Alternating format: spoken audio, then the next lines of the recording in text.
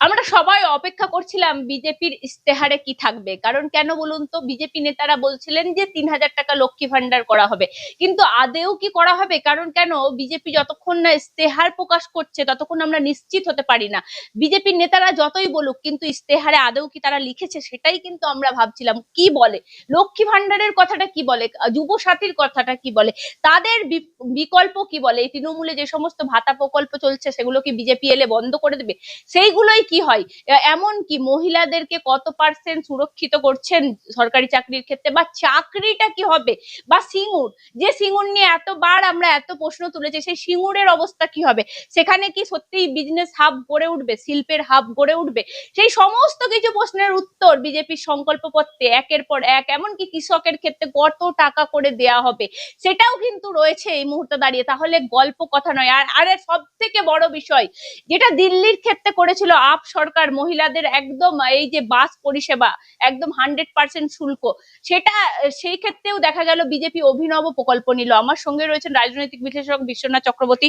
Sir, BJP নেতারা মুখে বলতেন 3,000 টাকা করে দেওয়া হবে, তখন বলা তো তোমরা ইস্তেহারের আগে বলছো কেন? তো সেই জায়গায় দেখা গেল ইস্তেহারে সত্যিই 3,000 টাকা রয়েছে। না দেখো, মানে বিজেপির নেতারা লাস্ট কয়েক মাস ধরেই কিন্তু জনসভাগুলোতে বলছিলেন যে আমরা অন্নপূর্ণা ভান্ডারে 3,000 টাকা করে দিব। আজকে ইস্তেহারে সেটা আছে, এবং তারা যদি ক্ষমতায় আসে তাহলে যে টাকা তারা দেবেন সেটা কিন্তু তৃণমূল কংগ্রেস এখন যেন 1,500-1,700 টাকা দিচ্ছে, সেটা অনেকটাই বাড়বে, 3,000 টাকা হবে। যুব সাথী অর্থাৎ বেকার যুবকদের জন্য 1,500 টাকা করে দিচ্ছে তৃণমূল কংগ্রেস। বিজেপি প্রতিশ্রুতি দিয়েছে 3,000 টাকা করে মাসে দেবে। আর অতিরিক্ত যার তারা বলছেন যে পরীক্ষার জন্য, প্রস্তুতির জন্য তারা 15,000 টাকা এককালীন দেবেন বছরে, যাতে করে মানে প্রস্তুতি নিতে পারে পরীক্ষার। একই সাথে তোমাকে বলতে চাই যে কৃষক থেকে শুরু করে সমস্ত ভাতাগুলোকে রক্ষা করবেন এবং সেই পরিমাণগুলোকে তারা বাড়াবেন। এবং আমি একজন রাষ্ট্রবিজ্ঞানের ছাত্র হিসাবে আমার কাছে কিন্তু এই ভাতাগুলো খুব ইম্পর্টেন্ট না। আমি তোমাকে আবারও বলছি, মানুষকে মানে পায়ে দাঁড় করাতে পারছে কিনা, স্বনির্ভর করতে পারছে কিনা, সেটা আমার কাছে অনেক বেশি গুরুত্বপূর্ণ। তুমি জানো যে আমি দুটো বিষয়ে গুরুত্ব দিই, সেটা হলো সম্মানের সাথে মানুষের ডেভেলপমেন্ট হচ্ছে কিনা, নাকি মানুষকে জাস্ট মানে বলা হচ্ছে এই তোকে আমি এই দিয়েছি আমাকে ভোট দে, এই গলার টোন থাকে, নাকি সম্মানের সাথে মানুষের ডেভেলপমেন্ট হয়, সেটা আমার কাছে গুরুত্বপূর্ণ। দুটো তিনটে বিষয় আমি তোমাকে প্রথমেই বলে রাখি যে আমার কাছে 2021-এর থেকে অনেক বেশি সংগঠিত বিজেপিকে মনে হয়েছে, বিশেষ করে ইস্তেহারের প্রশ্নে। একটা হলো যে শিল্পায়নের একটা রূপরেখা কিন্তু এই ইস্তেহারের মধ্যে স্থান পেয়েছে। যেমন তাজপুরের যে বন্দর, সেই বন্দরটা যদি সত্যি হয় তাহলে কিন্তু আমাদের ইস্টার্ন জোনের অর্থনীতির মধ্যে একটা পরিবর্তন আসতে পারে। বিশেষ করে হলদিয়ার বন্দরের যে সমস্যাগুলো, সেখানে অনেক বড় জাহাজ আসতে পারে না। তাজপুরের যদি বন্দরটা হয় তাহলে সেখানে আরো জাহাজ আসতে পারে, জাহাজ পরিবহনে গুরুত্বপূর্ণ ভূমিকা নিতে পারে এবং বাণিজ্যে একটা বড় পরিবর্তন আসতে পারে। এটা হলো এক। দ্বিতীয়, তোমার মনে থাকতে পারে যেদিন প্রধানমন্ত্রী সিঙ্গুরে এসেছিলেন, সিঙ্গুরে জনপ্লাবন হয়েছিল এবং সিঙ্গুরে মানে কৃষকরা স্বইচ্ছায় ওই জমি ব্যবহার করতে দিয়ে অনুমতি দিয়েছিল বিজেপিকে, একটা প্রত্যাশা রেখে যে আমাদের এখানে কিছু করুন আপনারা। কিন্তু প্রধানমন্ত্রী অনেক কিছু বললেও সিঙ্গুরের কমান্ড এরিয়াতে কি করা হবে সেটা বলেননি। তার জন্য তুমি দেখেছো যে কৃষকরা খুব ক্ষোভ উগরে দিয়েছিলেন। একজন বিশ্লেষক হিসাবেও আমি ক্ষোভ উগরে দিয়েছিলাম। কিন্তু এই অন্তত বিজেপি যে শিখে কিছুটা মানে থেকে কিছুটা শিখছে এবং মানুষকে বোঝার চেষ্টা করছে, এটা কিন্তু এবারের ইস্তেহারে ধরা পড়েছে যে সিঙ্গুরের যে জমি, সেই জমির 50% তারা বিজনেস হাব হিসাবে ব্যবহার করবেন, আর 50% এমএসএমইর জন্য ব্যবহার হবে, অর্থাৎ ক্ষুদ্র আহ, শিল্পের জন্য ব্যবহার হবে। এটা কিন্তু একদম সরাসরি বলা যায় যে সিঙ্গুরের যে আসন আছে, হুগলির যে আসনগুলো আছেন, সেখানকার যারা ভোটার আছে তাদেরকে প্রভাবিত করতে পারবে। এখন সেটা দেখো, মানে একটা ইস্তেহার প্রকাশ করা অনেক আগে দরকার ছিল। তুমি যদি আমাকে আগে বলো যে বিজেপি অনেক দেরি করে প্রকাশ করেছে এবং সমস্ত দলগুলোর মধ্যে সবচেয়ে দেরিতে করেছে। প্রথমে তৃণমূল কংগ্রেস করেছে, বামেরা করেছে, কংগ্রেস করেছে, এখন বিজেপি করলো। অনেক আগে যদি করতো কি সুবিধে হতো, তোমাকে বলি রোজিনা, মানুষের ঘরে ঘরে পৌঁছে দিতে পারতো। দেখো, সাংগঠনিক জায়গায় তো বিজেপি তৃণমূলের থেকে দুর্বল, ফলে মানুষের কাছে পৌঁছে দেওয়ার জন্য সময় বিজেপির চাই, আরো ব্যাপক প্রচারও দরকারও ছিল। আমি তোমাকে এটা পরিষ্কার করে বলতে চাই যে অনেকটা দেরিতে এই ইস্তেহারটা প্রকাশ করেছে, কিন্তু অনেক সংগঠিতভাবে প্রকাশ হলো। এখানে স্যার একটা কথা আমি শুধু বলতে চাই, আপনি অনেকটা দেরি বলছেন, ঠিক আছে, কিন্তু এই দেরিতেই কিন্তু মানুষের মনে হিট করবে, মানুষের ভোট কেন্দ্র পর্যন্ত মনে রয়ে যাবে। তৃণমূল কি প্রকাশ করেছিল, কংগ্রেস কি প্রকাশ করেছিল, সিপিএম কি প্রকাশ করেছিল, সেটা মানুষের মাথা থেকে কিন্তু আউট হয়ে গেছে। দেখো, বিরোধী রাজনৈতিক দল, এই যে ধরো অন্নপূর্ণা ভান্ডারটা কিন্তু এখন মোটামুটি লোক জেনে গেছে, 3,000 পাবো। এটা শুভেন্দু অধিকারী, থ্যাঙ্কস টু শুভেন্দু অধিকারী, ওই প্রথম অন্নপূর্ণা ভান্ডারে নাম বললো, ওই প্রথম, মানে 1 বছর আগের থেকে প্রচার করতে শুরু করলো, এবং এই প্রচারটা যেভাবে করতে লাগলো, সেই প্রচারটা ধীরে ধীরে কিন্তু তুমি লক্ষ্য করো, অন্নপূর্ণা ভান্ডার আজকে সবাই চেনে, জানে, বোঝে যে এটা বিজেপি আসলে এটা করবে। কিন্তু অন্য প্রকল্পগুলো যদি ঠিক একইভাবে, শুভেন্দু 1 বছর আগে যেটা চেষ্টা করতে শুরু করেছিল, যে বিভিন্ন প্রকল্প যেগুলো আমরা করবো সেগুলো বলতে শুরু করি, পরে ওকে বাধা দিল দল, সেটা যদি বাধা না দিত, তাহলে কিন্তু আমি মনে করি, হ্যাঁ, তাহলে মানুষের কাছে পৌঁছে যেত, রেজিস্টার্ড হতো। দেখো, আমাদের রাজ্যে গরিব মানুষ আছে প্রচুর, আমাদের রাজ্যে সেইভাবে মেন মিডিয়া কেউ দেখে না, মানে অনেকটাই কম দেখে। ফলে সেখানে আমার মনে হয় গোষ্ঠী সংঘর্ষ, বিরোধীদের জীবন নিয়ে ছিনিমিনি খেলা, পোস্ট ইলেকশন ভায়োলেন্স, নির্বাচনে ভোট দিতে না পারা, ভোটের হিংসা, রাজনৈতিক হিংসা পশ্চিমবাংলা 1 নম্বরে আছে। বিজেপি এই সন্ত্রাসমুক্ত পশ্চিমবাংলার যে প্রতিশ্রুতি দিয়েছে, এবং যারা হিংসার সাথে এই সময় যুক্ত ছিল তাদের আইন দিক থেকে শাস্তি দেওয়ার কথা বলেছে, এটা আমার মনে হয় শহুরে মানুষ যারা, কলকাতা আরবান এলাকার যারা বাস করেন, শিক্ষিত মানুষ যারা, তাদেরকে কিন্তু প্রভাবিত করবে। এখন বিজেপি কতটুকু সেটাকে ব্যবহার করতে পারবে, সেটা নিয়ে আমার একটা প্রশ্ন আছে। কিন্তু আমি তোমাকে পরিষ্কার করে বলতে পারি যে মানুষ কিন্তু চাইছে একটা শান্তি, আহ, এবং মানুষ কিন্তু চাইছে হিংসামুক্ত পশ্চিমবাংলা। ফলে বিজেপি এই যে প্রতিশ্রুতিটা দিয়েছে, সেটা যদি সঠিকভাবে তারা প্রচারে নিয়ে যেতে পারে সাধারণ মানুষের কাছে, বিশেষ করে শিক্ষিত সমাজের কাছে, শহুরে মানুষের কাছে, তারা কিন্তু ফেড আপ, যে আর কত রক্ত, আর কত হিংসা। ফলে এইটা কিন্তু নির্বাচনী যে ইস্তেহারে স্থান দিয়েছে, এবং একেবারে শুরুতে স্থান দিয়েছে ওরা, ভরসা একটা কথা। একদম ভয় নয় ভরসা একটা স্লোগান তুলে এই প্রতিশ্রুতিটা দিয়েছেন। আমার কিন্তু মনে হয় যে এটা ভীষণ ইতিবাচক। যারা সরকার পরিবর্তন করতে চায় তাদের কাছে মানুষ একটা নির্দিষ্ট কিছু ভরসা চায়। আহ, হ্যাঁ, হ্যাঁ, মানে ফলে এইটা এখন বিজেপির নেতা কর্মীরা সেটাকে কিভাবে মানুষের কাছে নেয়, নাকি গলার টোন অন্যরকম হয়, সেটা দেখার। দ্বিতীয় যে বিষয়টা আমি তোমায় বলবো, যে এই প্রথম বিজেপি খুব ভালো করে সেক্টর ধরে ধরে, আমি দেখছিলাম ওদের পুরো, মানে ইয়েটা, সংকল্পপত্রটা, তাতে ওরা সেক্টর ধরে ধরে বলবার চেষ্টা করেছে। একেবারে শিক্ষা থেকে শুরু করে, স্বাস্থ্য থেকে শুরু করে সমস্ত সেক্টর গুলো বলেছে।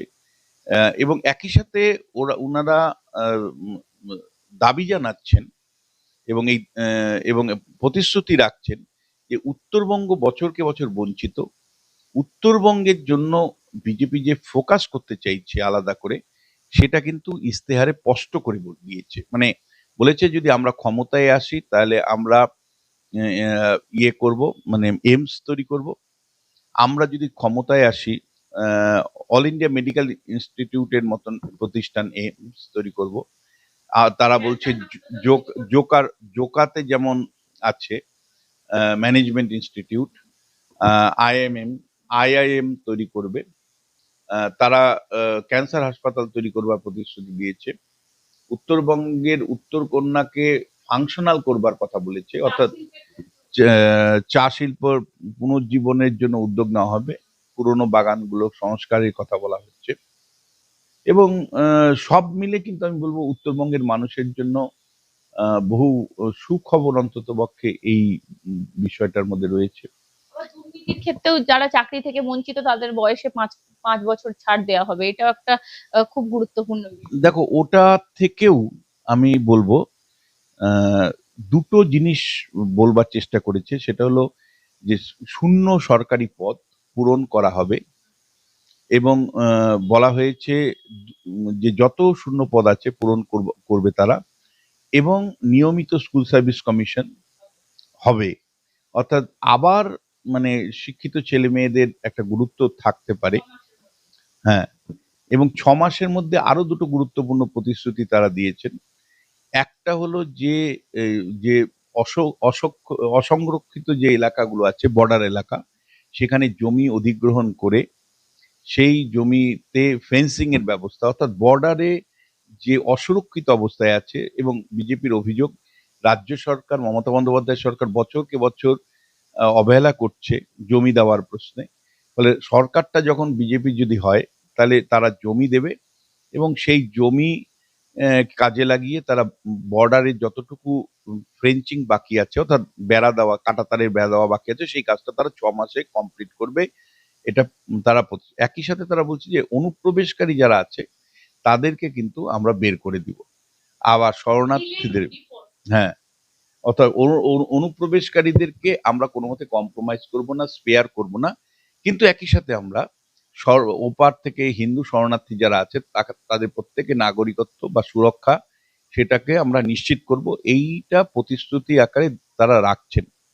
একই সাথে তারা বলেছিলেন যে আর নবান্ন থেকে না, মানে হাওড়া জেলার থেকে শাসন নয়, কলকাতা ভারতবর্ষের প্রথম রাজধানী ছিল ব্রিটিশ শাসনকালে। তারপরে কলকাতার স্বাধীনতার পর রাজ্যের রাজধানী হয়। ফলে কলকাতাতে আবার রাজধানী ফিরিয়ে আনা হবে, হাওড়া থেকে কলকাতায় ফিরিয়ে আনা হবে, এবং রাইটার্স বিল্ডিং থেকে তারা শাসন করবেন। এটাও কিন্তু তাদের প্রতিশ্রুতির মধ্যে রয়েছে। এবং একটা জিনিস আমি তোমায় বলি, মেয়েদের সুরক্ষা, যেটা বারবার বিজেপির আলোচনায় এসেছে, বিজেপি রাজ্য সরকারকে তীব্র সমালোচনা করেছে যে রাজ্য সরকার মহিলাদের লক্ষ্মীর ভান্ডার দিচ্ছে অথচ সুরক্ষা দিতে পারছে না। তুমি জানো যে ইয়েতে সন্দেশখালীর মতন ঘটনা শুধু তো নয়, হাঁসখালি থেকে শুরু করে একের পর এক মহিলাদের নির্যাতন, সুরক্ষা, মহিলাদের সুরক্ষাটাকে যে তারা অগ্রাধিকার দিবেন, সেই জন্য মহিলা সুরক্ষা বাহিনী প্রত্যেক থানায় গড়ে তোলা, মানে মানে থানাগুলোকে সশক্তিকরণ করা, যাতে করে মহিলারা নিরাপদ থাকেন। এবং ওরা কটাক্ষ করে ওই ইশতেহারে লিখেছে যে রাত 8টার মধ্যে কাউকে ফিরে আসতে হবে না, তারা তাদের মতন করেই কাজকর্ম করে সশক্তিকরণ তা হবেন, এবং তারা মানে কর্মসংস্থানে কাজ করে তারপর সেই কনটেক্সটে আমি বলবো প্রথমবার খুব সুনির্দিষ্টভাবে বিজেপি একটা প্রস্তাব রেখেছে, যেটা মহারাষ্ট্রে মানে চলছে বহুদিন থেকে। সেটা হলো সরকারি কর্মচারীদের মধ্যে প্রতি 100টা যদি পদ থাকে, 30টা মহিলাদের জন্য সংরক্ষিত হবে, অর্থাৎ 1/3। হ্যাঁ, ওই তো, সরি, 33টা সংরক্ষিত হবে। তার মানে 1/3 সরকারি পদ এখন থেকে মহিলারা সংরক্ষণের আওতায় আসবেন। ফলে মানে মহিলাদের ক্ষমতায়নের প্রশ্নে এটা আমি মনে করি গুরুত্বপূর্ণ। যদি 100টা পদও পূরণ হয়, 33টা পদ কিন্তু মহিলাদের জন্য সুরক্ষিত রেখে তারপরে কিন্তু তোমাকে পদ পূরণ করতে হবে। এতে মহিলাদের ক্ষমতায়নের জায়গা থেকে আমি মনে করি ভীষণ ইতিবাচক দিক। এবং মহিলাদের নিরাপত্তার প্রশ্নেই বলা হচ্ছে যে এখন থেকে সরকারি বাসগুলোতে মহিলাদেরকে কোনো ভাড়া দিতে হবে না। ইতিমধ্যেই দিল্লিতে সেটা চালু আছে, অরবিন্দ কেজরিওয়াল চালু করেছিলেন, বিজেপিও এখন চালু রেখেছে। আবার মহারাষ্ট্র সমেত একাধিক রাজ্যে কিন্তু সেটা চালু আছে। ফলে আমি মনে করি এখানে মমতা বন্দ্যোপাধ্যায়কে এখানে কয়েক গোল দিল। মহিলাদের, বিশেষ করে মহিলাদের প্রশ্নে, মহিলাদের ক্ষমতায়নের প্রশ্নে নির্বাচনী ইশতেহারে যদি তৃণমূলের সাথে আমি বিজেপি তুলনা করি, তাহলে অন্তত কয়েক গুণ অন্তত এগিয়ে থাকবে বিজেপি। বিশেষ করে চাকরির ক্ষেত্রে মহিলাদের 1/3 রিজার্ভেশন, বাসে বিনামূল্যে মহিলাদের পরিবহনের ব্যবস্থা করা, মহিলাদের ক্ষমতায়নের জন্য মাসে 3,000 টাকা করে দেওয়া, পাশাপাশি মহিলাদের সুরক্ষার জন্য প্রত্যেক থানায় মহিলা সুরক্ষা বাহিনী গঠন করা, এই সবগুলো যদি পয়েন্ট ধরি, হ্যাঁ, সব মিলে সবগুলো পয়েন্ট যদি আমি পরপর সাজাতে থাকি, তাহলে বলবো মহিলা ক্ষমতায়নের প্রশ্নে কিন্তু বিজেপি একটা বড় ধরনের বার্তা দিল। এর একটা কারণ হতে পারে রোজিনা, সেটা হলো লাস্ট কয়েকটা নির্বাচনে, বিশেষ করে 2021 এবং 2024-এর লোকসভা নির্বাচনে মহিলারা, লক্ষ্মীর ভান্ডারের প্রভাবে হোক, মহিলারা কিন্তু একটা বড় সংখ্যক তৃণমূল কংগ্রেসের পক্ষে ভোট দিচ্ছেন। ফলে মহিলা ভোটটা তৃণমূল কংগ্রেস থেকে ফিরিয়ে আনার জন্য, নিয়ে আসার জন্যই আমার ধারণা যে একের পর এক প্রকল্প কথা বিজেপি নির্বাচনী ইস্তেহারে কিন্তু ঘোষণা করা হয়েছে। অভয়ার মতন ঘটনা এ রাজ্যে হয়েছে। ফলে নারী নিরাপত্তার ইস্যুটা যে খুব গুরুত্বপূর্ণ ইস্যু, এবং নারী নিরাপত্তার ইস্যুটাকে সামনে রেখেই মমতার মহিলা ভোটকে ভাঙতে চাইছে বিজেপি, ইস্তেহার থেকে কিন্তু সেটাই ধরা পড়ে। বন্দে মাতরম সংগ্রহশালা একটা গড়ে তোলা হবে, এটাও বলা হয়। এটা দেখো, বিজেপির যে রাজনৈতিক কর্মসূচি, আদর্শগত কর্মসূচি, তার সাথে সঙ্গতি রেখেই একাধিক কথা বলা হয়েছে। তার মধ্যে এই বন্দে মাতরম সংগ্রহশালার কথা বলা হয়েছে। কিন্তু পলিটিক্যাল জায়গা থেকে সবচেয়ে তাৎপর্য যদি তুমি আমায় বলো, মানে ভোটের রাজনীতির দিক থেকে, দর্শক বন্ধু এতক্ষণ যেগুলো বলছিলাম সেগুলো হলো সরাসরি ইম্প্যাক্ট করবে না, আইডেন্টিটির সাথে সরাসরি সম্পর্ক নেই, কিন্তু এবার যে দুটো বলবো, দুটোই আইডেন্টিটির সাথে সরাসরি সম্পর্ক এবং ইলেকশনের রেজাল্টে প্রভাব ফেলতে পারে। একটা হলো কুর্মীদের ভাষা সংবিধানের অষ্টম তপশিলে অন্তর্ভুক্ত করার প্রতিশ্রুতি দিচ্ছেন। আরেকটা রাজবংশী ভাষা অষ্টম তফসিলে অন্তর্ভুক্ত করার প্রতিশ্রুতি বিজেপি তার নির্বাচনী ইস্তেহারে দিচ্ছে। কুর্মী ভোট ব্যাংক এই নির্বাচনে বড় ধরনের পরিবর্তন হতে পারে। 2021-এ ঝাড়গ্রাম সমেত এই বিস্তীর্ণ অঞ্চলে কর্মীরা কিন্তু তৃণমূল কংগ্রেসকে ভোট দিয়েছিল, লোকসভা নির্বাচনেও ভোট দিয়েছিল। ক্ষেত্র সমীক্ষার যে আভাস পাচ্ছি, তাতে কর্মীদের সাথে বিজেপির একটা সুসম্পর্ক গড়ে উঠেছে একাধিক কর্মী নেতার সাথে। অন্যদিকে তৃণমূলের অন্দরমহলে কিন্তু অসন্তোষ। ফলে এইরকম একটা সুযোগ, এইরকম একটা সুযোগ অবস্থায়, এরকম একটা সুযোগ কর্মীদেরকে মানে কর্মী ভাষাকে সংবিধানের অষ্টম তফসিলে অন্তর্ভুক্ত করবার যে প্রতিশ্রুতি, সেটা কিন্তু সঠিকভাবে যদি বিজেপি নেতারা প্রচার করতে পারে, কর্মীদের ক্ষেত্রে বলছি আলাদা করে, তারা যদি তাদের ভাষা যে সাংবিধানিক স্বীকৃতি পাচ্ছে, যেটা দীর্ঘদিনে তাদের দাবি, সেই দাবি নিয়ে তারা আন্দোলন করছিলেন, এবং এটা যদি ব্যাপক প্রচারের মধ্যে আনতে পারেন, তাহলে কর্মী ভোটে কিন্তু বিজেপি এবার অনেকটা এগিয়ে থাকবে। জঙ্গলমহলে রেজাল্ট কিন্তু গতবারের মতন কিন্তু হবে না। গতবার ঝাড়গ্রামে আপনারা জানেন 4-0-তে তৃণমূল এগিয়েছিল, লোকসভাতেও তাই। কিন্তু এবার কিন্তু ফলাফল 4-0 হবে না, নিশ্চিত করে আপনাকে বলতে পারি। বিশেষ করে যদি কর্মী ভাষার সাংবিধানিক স্বীকৃতিটা বিজেপির কর্মীরা যদি ব্যাপক প্রচারের মধ্যে আনতে পারে। একইভাবে লাস্ট কয়েকটা নির্বাচনে রাজবংশী কমিউনিটি লোকরা কিন্তু ভোট দিয়ে এসেছিল বিজেপিকে। এই নির্বাচনে দেখার যে রাজবংশী কমিউনিটিটা আবারও বিজেপিকে ভোট দেয় কিনা। এই অবস্থায় রাজবংশী কমিউনিটিদেরকে সরাসরি বার্তা দেওয়ার চেষ্টা করা হয়েছে। বলা হয়েছে রাজবংশী কমিউনিটিদের যে ভাষা, রাজবংশী ভাষা, তাদের জন্য পরিষ্কার করে বলা হচ্ছে যে তোমার ভাষা এবার আমরা সংবিধানের অষ্টম তফসিলে স্থান দিব। স্যার, আপনি চারটে দলের, কংগ্রেসের, সিপিএম এর আর দেখা যাচ্ছে এই মুহূর্তে দাঁড়িয়ে বিজেপির, তৃণমূলের, আপনি সবারই এই সংকল্পপত্র পড়েছেন, এমনকি হুমায়ুন কবিরের, জেইউপিরও। তো স্যার, আপনি এইখানে দাঁড়িয়ে আজকে বিজেপির একদম শেষ হলো, আপনি কাদেরকে এগিয়ে রাখতে চাইবেন এই মুহূর্তে দাঁড়িয়ে? কারা সংগঠিত ভাবে সংকল্পপত্র প্রকাশ করেছে মনে হয়? দেখো, মানে বিজেপির সংকল্পপত্র যথেষ্ট সংগঠিত, কিন্তু তিনটের ওরিয়েন্টেশনের তফাৎ আছে। মানে চারটে দলেরই ওরিয়েন্টেশনের তফাৎ আছে। মিলগুলো কি কি আছে বলি। প্রত্যেকেই কিন্তু ফ্রি বিচ পলিটিক্স এর উপর ডিপেন্ড করছে। ফ্রি বিচ পলিটিক্স এর বাংলা কি, যে প্রত্যেকে কিন্তু ভাতা নির্ভর, মানে ভাতার উপর স্ট্রেস দিচ্ছে মমতা বন্দ্যোপাধ্যায়ও। কংগ্রেস দলও সব ধরনের ভাতার কথা বলছে তাদের ইস্তেহারে। বিজেপিও সব ধরনের ভাতার কথা বলছে, সিপিএমও কিন্তু মোরললেস সব ধরনের ভাতার কথা বলছে। এটা এক।